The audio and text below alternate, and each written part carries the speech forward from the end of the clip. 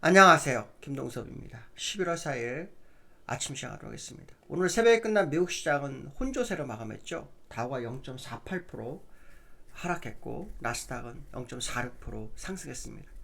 장 초반에는 상승폭이 다우도 있었고요. 마이너스가 아니었죠. 나스닥도 현재 상승폭 대비 2배 정도 되는 0.9% 정도까지 올랐다가 밀리는 흐름을 보였습니다. 미국 시장은 현재 기술주 위주로 시장이 계속 가고 있죠. 기술주 중에서 기업 실적이 좋은 기업들이 나오면 그 기업들이 AI를 끌고 가는 그런 흐름을 좀 보이고 있습니다. 오늘 같은 경우는 아마존이 오픈 AI와 380억 달러, 우리나라 54조 원 정도의 계약을 체결했다는 뉴스가 나오면서 약 4% 정도 상승했고요. 특히 이 오픈 AI의 이 계약 안에는 엔비디아의 GPU가 수십만 개가 들어간다, 이런 뉴스가 나오면서 엔비디아도 약 2% 정도 올랐습니다. 특히 미국 정부가 엔비디아의 제품을 아랍에미레이트에 수출하는 것을 허용했죠. 계속해서 안 하던 거. 그것이 또 매출의 증가 가능성에 대한 기대감이 형성되면서 엔비디아가 올랐습니다. 그래서 엔비디아가 계속해서 미국 시장을 끌어올리고 있고요. 엔비디아가 아랍에미레이트와 수출이 허용되면서 일부 투자은행에서는 엔비디아 목표 주가를 또 올리는 그런 흐름도 좀 보이는 하루였습니다. 미국 시장은 다른 기술주들은 별게 힘이 없었고요. AI 관련주들만이 시장에 이끌어가는 그런 흐름을 보였습니다. 또 미국 시장의 새로운 이슈는 뭐 특별한 건 없지만 요즘 연방정부 셧다운을 해서 고용지표가 나오지 못하고 있죠. 나오지 못하는 상태에서 그 12월에 대한 금리 요거에 대한 연준 의원들 사이의 이견이 계속 시장에서 화두가 되면서 시장에 불확실성을 좀 제공하는 그런 모습이 있습니다. 서로 얘기가 다른 상황인데요. 고용지표가 나오지 못하니까 이제 인플레이션 지표로 서로 얘기가 나오고 있는데요. 인플레이션 우려가 되기 때문에 금리는 하면 안 된다는 쪽으로 얘기하는 사람들. 어저께 이번엔 FMC 회의에서 2명 정도가 반대했다고 했었는데 제프리 슈미드 또 베스 헤맥 이런 사람도 얘기했었고요. 다른 사람들은 12월에 금리를 해야 한다. 스티브 마린 이런 사람들은 그렇게 주장하고 있는 상황입니다. 그런데 제롬 파월은 지난번에 아직 금리 인하를 결정하지 않았다. 아무것도 정해진 게 없다라고 한 게 현실적으로 맞지 않을까 생각도 좀 들고 있고요. 어쨌든 미국 시장은 AI주 외에는 시장을 끌고 가는 종목이 없는 현재 상황이 계속되고 있고요. 요 근래 흐름을 보시면 그 기술주들끼리 서로 공급 계약을 해서 매출을 늘리는 그런 느낌이 계속 있는데요. 예전에 그 닷컴 버블 때도 그런 모습이 있었어요. 닷컴 버블 때도 매출에 대한 부분을 서로 간에 공급 계약을 해가지고 그 매출을 불리는 이런 일이 있었기 때문에 과거에 이런 이슈로 가지고 나온 뉴스 중에 하나가 뭐냐면 결국은 매출을 확실하게 만들 수 있는 그런 부분이 될 것인가에 대한 부분. 그래서 과거에 닷컴 버블 때 그 모습이 현재 나오면서 지금 AI에 대한 버블 얘기가 한번 나왔던 적이 있었죠. 그러면서 한번 주가가 밀렸던 그런 흐름이 있었는데 어쨌든 과거의 모습이 답습되는 것만큼은 사실이다라는 생각을 한번 해봐야 될 것 같고요. 다우와 나스닥의 흐름을 좀 보면 다우와 나스닥의 흐름을 보시면 다우는 장중할 때 0.28% 상승 출발했고요. 시가가 0.18%였습니다. 그리고 그냥 밀려버렸습니다. 그래서 0.9%까지 밀렸다가 낙폭을 줄이고 좀 끝났는데 일봉 추세선에 걸쳐서 끝났는데요. 이 추세선 제가 그어놓은 거 여기 보시면 우선.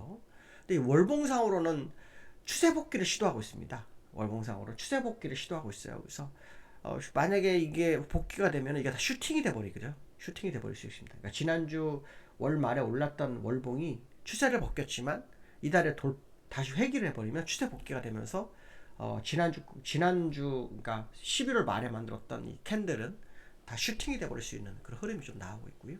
나스닥도 지금 보시면 돌파가 될 후에 음봉이 나왔어요. 그래서 조금 더 확인해 봐야 되겠지만 만약에 이게 더 밀려버리고 이 추세 안으로 들어와 버리면 추세 복귀가 돼버립니다. 그래서 과거에 11월 달에 미국 시장도 조정을 좀 줬던 그런 기억이 좀 있는데 지금 어쨌든 11월 달의 흐름이 어떤 식으로 흘러가는지 한번 지켜볼 필요성이 있겠다. 이런 말씀 을 드리고 싶고요.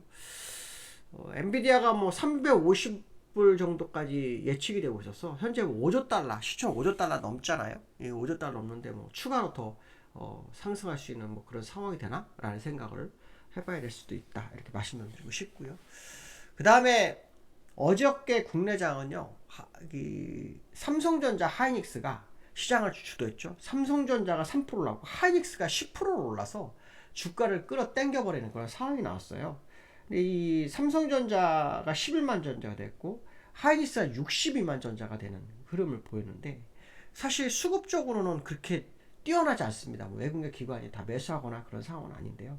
어쨌든 이 두 종목이 시장을 주도하고 있어서 오늘도 이 두 종목의 관전 포인트를 가져야 되겠죠. 지금 보시면 시간에서 하이닉스 삼성전자 1.7% 들어오죠. 이 차트를 좀 보시면은, 삼성전자는 이제 10만 전자 넘었죠. 자, 10만 전자 넘어가면 뭐 20만 전자 간다 그래도 할 말이 없다, 뭐 그런 얘기를 했었는데, 지금 그 시장을 주도하는 그 흐름이 상당히 좀 다릅니다. 예전하고 좀 다른 흐름을 좀 보이고 있어서 한번 지켜봐야 될 것 같고요. 어쨌든 지금 시간에서는 1.7% 정도 오르고 있는데 본장 열려봐야 합니다. 시간에 올려놓고 본장에서 미는 경우도 있고 시간 내렸다가 본장에서 땡기는 경우도 있습니다. 어제 같은 경우에는 시간에서 2.8%가 밀렸다가 훅 땡겨가지고 3% 가버렸거든요. 그래서 시간에는 믿을 건 아니지만 어쨌든 시장의 어떤 그 기대치는 계속 삼성전자에 반영이 되고 있는 흐름이고요. 수급적으로 보시면은 어저께 기관하고 개인이 사고요, 외국인은 파는 흐름을 보였고요.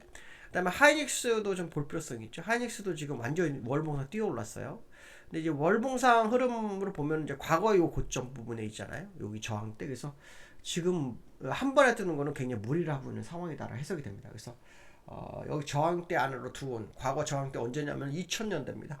2000년대 26년 전 저항대에 갇혔어요. 그래서 그때 물량이 시간에 대해서 많이 흡수가 됐겠지만 그래도 그 물량이 있을 수 있습니다. 그래서 여기서부터 이 싸움이 어떤 식으로 진행되는지를 한번 지켜볼 필요성이 있겠다, 뭐 이런 말씀드리고 싶고요.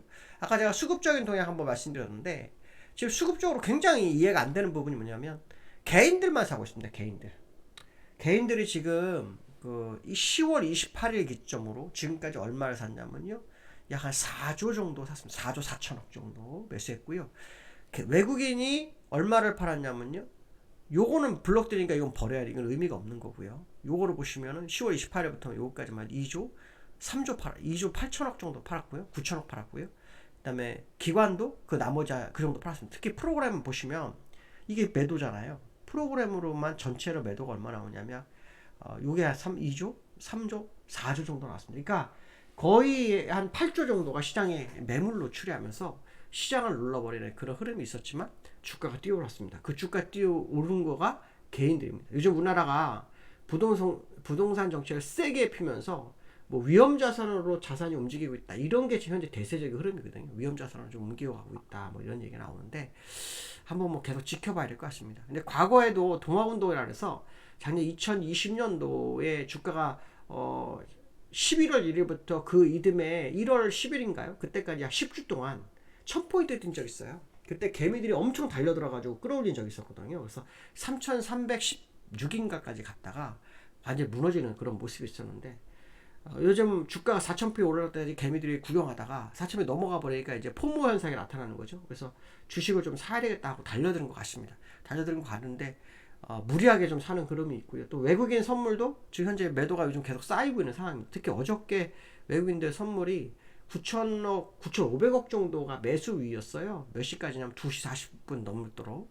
근데 2시 40분 넘어가면서 그 많은 물량을 싹 다 던지고 마지막에 5,100억으로 매도로 끝났어요. 그러면 외국인도 지금 단타를 치고 있다는 느낌이 나오죠. 지수 올라가는 거에 현물을 팔면서 선물로 단타 치는 거죠. 단타 치면서 매도 물량을 늘려가는 뭐 이런 흐름이 좀 있거든요. 그래서 향후도 어떤 식의 흐름이 나올지는 지켜봐야 되겠지만 어쨌든 외국인들이나 기관들은 매수보다는 매도 우위로 가고 있고, 개미들은 매수하고는, 그러니까 과거 동학개미 운동과 비슷한 흐름이 또 나오고 있는데 향후 모습은 역시 계속 개미들의 흐름을 지켜봐야 되겠죠. 오늘도 시간인데 개미만 1,400억 사고 있죠. 기관과 외국인은 매도하고는 그런 흐름을 보고 있습니다. 어제 모습과 같은 모습이 오늘도 나오냐 한번 지켜봐야 될 것 같고요. 특히 삼성전자 하이닉스가 저항대가 없는 상황에 들어와서 그 종목들이 지금 뛰고 있어서 이 종목들의 어떤 관전 포인트를 가져볼 필요성이 있지 않을까, 뭐 이런 해석도 한번 해볼 수 있을 것 같습니다. 기술적으로는 삼성전자 하이닉스가 제가 말씀드린 것처럼 뭐 지금 하이닉스는 모르겠어요. 그래서 삼성전자 같은 경우에는 지난 말씀처럼 뭐 20만 전자 간다고 할 말이 없다는 얘기를 했었는데 사실은 그렇게 가려면 그만큼의 실적이 더 나와야 되거든요. 근데 그게 지금 상황이 계속 이루어질지는 한번 더 지켜봐야 될 것 같습니다. 특히 엔비디아가 삼성전자 뭐 생산부터 설계부터 생산까지 다 하겠다 뭐 이런 뉴스가 나오면서 올라왔는데 그동안 엔비디아가 삼성전자 퀄리티 테스트에서 계속 낙오시켜다가 그 통과되더니 갑자기 뭐 급작스럽게 친구가 된 것처럼 움직이는 그런 흐름이 나오고 있어서 좀 당황스럽긴 하지만 어쨌든 뭐 삼성전자가 대표주자이기 때문에 보셔야 될 것 같고 시간의 거래는 의미가 없습니다. 본장에서 보는 게 상당히 중요하다고 말씀드리고 싶습니다. 오늘 여기까지 하겠습니다. 감사합니다.